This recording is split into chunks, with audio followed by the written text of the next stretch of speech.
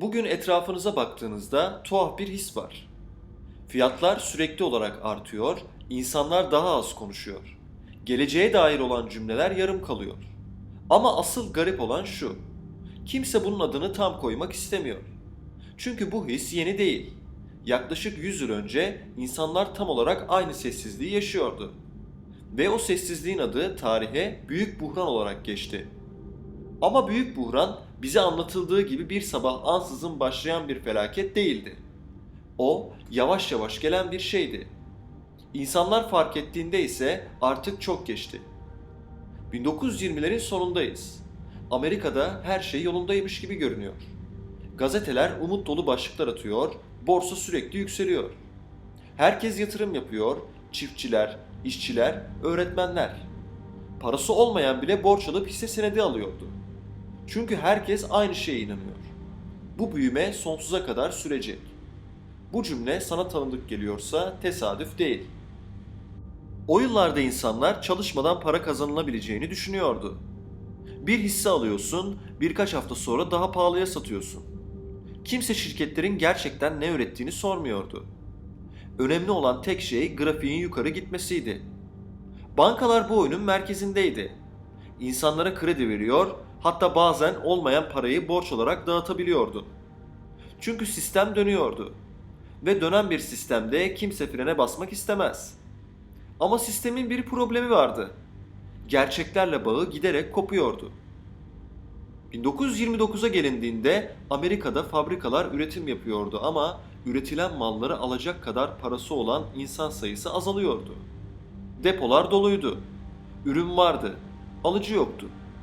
Bu bir çelişkiydi. Ama kimse bu çelişkiyi yüksek sesle dile getirmedi. Çünkü korku o dönemde bile konuşulmayan bir şeydi. Ve sonra Ekim 1929'da borsa düşmeye başladı. İlk gün kimse paniklemedi. Geçici bir düzeltme dendi. İkinci gün ise daha sert düştü. Üçüncü gün insanlar bankaların önünde kuyruklar oluşturmaya başladı. O gün tarihe Kara Perşembe olarak geçti. Ama asıl felaket bundan sonra başladı. Bankalar batıyordu. Çünkü verdikleri paranın çoğu aslında yoktu. İnsanlar paralarını çekmek istediğinde bankalar bu parayı veremedi.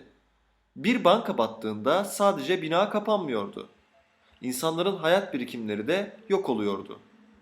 Bir gecede zengin olanlar da vardı. Ama çok daha fazlası bir gecede hiçbir şeye sahip olamayan insanlara dönüştü. İşsizlik hızla yayıldı. Fabrikalar kapandı, tarlalar ekilmedi. İnsanlar evlerini terk etmek zorunda kaldı.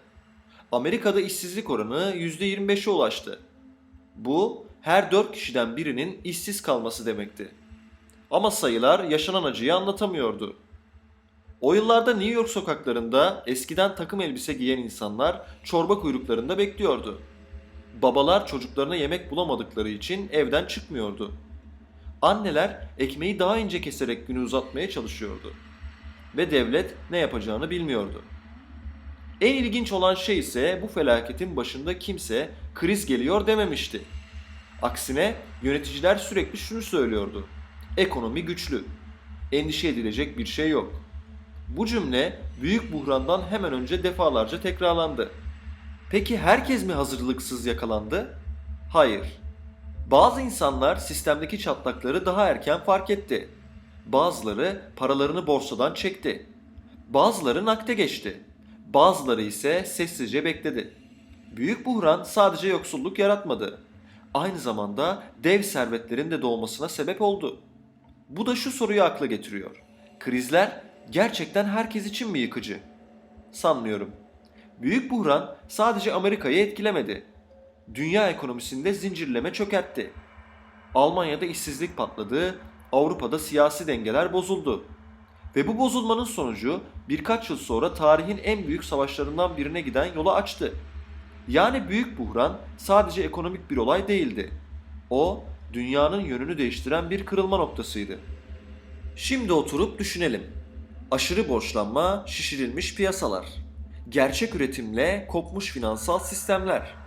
Bu sefer farklı söylemi, bunlar sana da tanıdık gelmiyor mu? Elbette tarih birebir tekrar etmez. Ama bazı hatalar ısrarla tekrar edilir. Ve büyük buhranın asıl dersi tam olarak burada gizli. İnsanlar krizleri patladıkları an fark eder. Ama bazı krizler daha önceden başlar. Sessizce, görmezden gelinerek. Bize bir şey olmaz denilerek.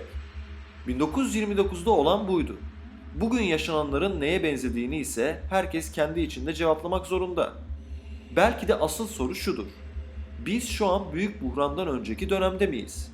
Yoksa çoktan içinden mi geçiyoruz? Bunu zaman gösterecek ama tarih uyarılarını çoktan yaptı.